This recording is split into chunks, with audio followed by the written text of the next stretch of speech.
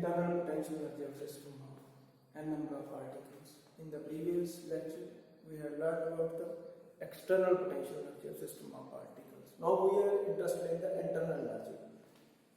So since we are interested in system of n number of particles, so as in our previous lectures, we will consider the n particles in the system.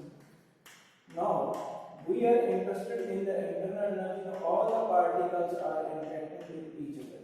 Now suppose this particle is ith particle and this particle is jth particle. So if Ri is the position vector of this ith particle with respect to origin O and Rj is the position vector of this jth particle is Rj with respect to origin, then this is the Rij. This is the separation between the two particles, ith particle and jth particle. The particles are interacting with each other. So the force on ith particle is due to jth particle, and our force on jth particle is due to ith particle, force on first particle is due to second particle and all other particles, and force on second particle is due to first particle and all other particles. So the forces acting on the particle is in the form of pairs. Since we consider that all the forces, internal forces acting on the system are conservative, then we can write Fij is the force, internal force between the particle I and j, as we considered in the example. Fij is equal to Fij xi, yi, zi, and xj, yj, zj. It is the function of position coordinates of particle I and particle j. Now, if this force Fij acts between the line joining the two particles, then it is better to write Fij is a function of xi minus xj, yi minus yj, zi minus zj. Since it is a function of relative position between the particle ith and jth, so we can write it in this form. This is Fij. Now suppose Uij is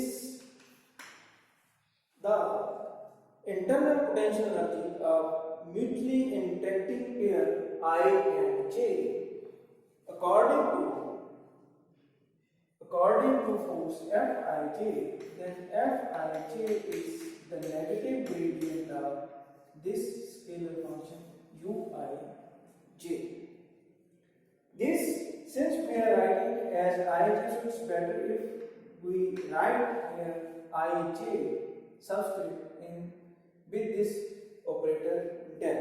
So this is the relative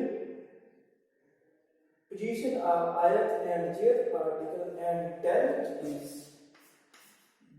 Ij is the gradient operator and defined by del Ij equal to I cap curl upon curl xi minus xj plus g cap curl upon curl xi, so yi minus yj plus k cap curl upon curl zi minus zj.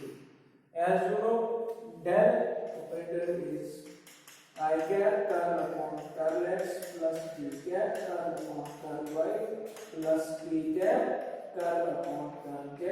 I rewrite this in the form of this Ij, since it is a function of relative position between ith particle and jth particle.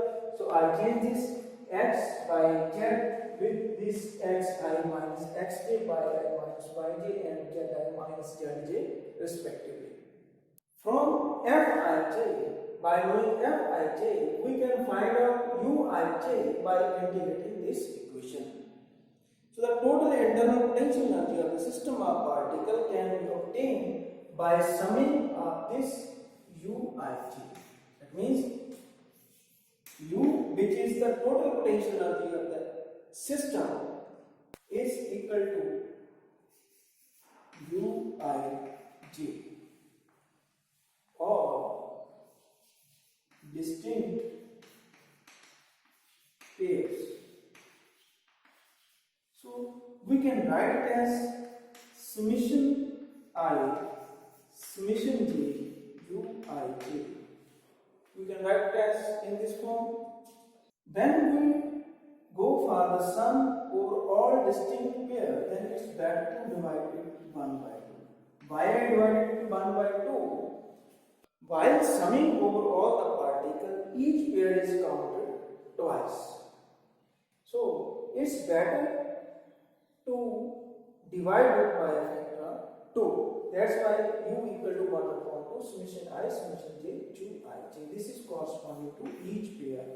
So we are interested in distinct pairs, so that's why I divided it by a factor of 2.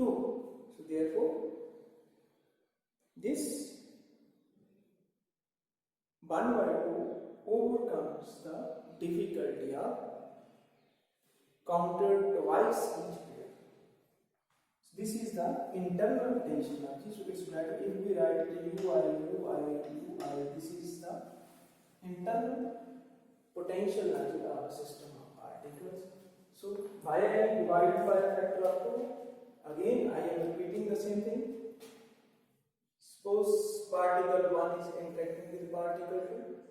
When we are summing over all the particles, then what are we doing? u12 plus u13 and so on u1n for n particle system, plus u21 plus u23 and so on u2n and so on, plus un1 plus un2 and so on unn minus 1. We are writing in this. Now you can see u12 and u21, they are repeated. Similarly u13 will be repeated when I go right here u31 plus u32, then it will be repeated with this. Okay, in the same way u1n is repeated with un1. Since the particle interact in the form of pairs, so these pairs are counted twice when we go for sum over all the particles. So that's why to overcome this difficulty, I divide this term by a factor 2. So finally we have the internal potential energy of a system of particles. Now if we are interested in the total energy of system of particles, then total energy is sum of the kinetic energy plus potential energy of a system of particles. Kinetic energy is usually represented by T, plus this potential energy is the sum of external potential energy and internal potential energy. External potential energy, as we discussed in the previous lecture, it was represented by summation I u e plus. Now in this lecture, internal potential energy we find out 1 upon 2 plus 1 upon 2 summation I summation j u I. It's better to write only. This I stands for internal, E stands for external. So this is the total energy of a system of n number of particles who are interacting with each other. Keep in mind, while find out the internal potential energy or external potential energy, we talk about the conservative forces acting on the system.